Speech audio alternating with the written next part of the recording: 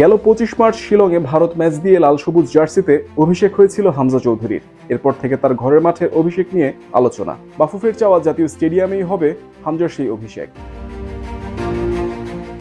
Asian cup বাছাইয়ে বাংলাদেশের পরবর্তী match 10 June. সেই ম্যাচটি জাতীয় স্টেডিয়ামে হলে হামজার ঘরের মাঠে অভিষেকটা দারুণভাবে উপভোগ করতে পারবেন দেশের ফুটবল প্রেমীরা। কিন্তু স্টেডিয়ামটির সংস্কার কাজ চলমান থাকায় অনিশ্চয়তা দেখা দেয়। যদিও সিঙ্গাপুর ম্যাচটা জাতীয় স্টেডিয়ামে আয়োজনে কোনো সমস্যা দেখছেন না যুব ও ক্রীড়া উপদেষ্টা আসিফ মাহমুদ সজীব ভুইয়া।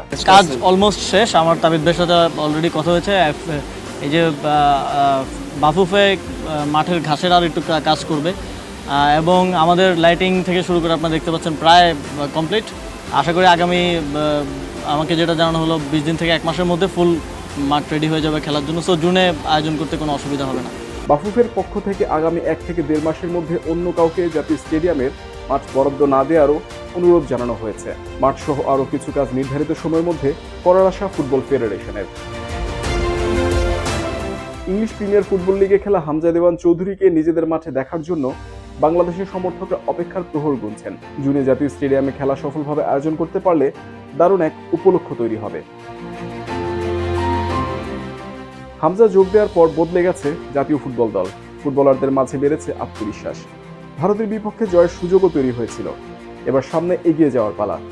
সিঙ্গাপুরের বিপক্ষে পরিকল্পিত ফুটবল খেললে এশিয়ান কাপ বাছাই পর্বে প্রথম জয় পাবে বাংলাদেশ।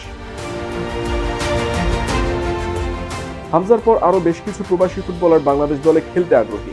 প্রতিভাবান তরুণ স্ট্রাইকার পেলে ফিনিশিং দুর্বলতা কাটবে বেঙ্গল টাইগার্সের।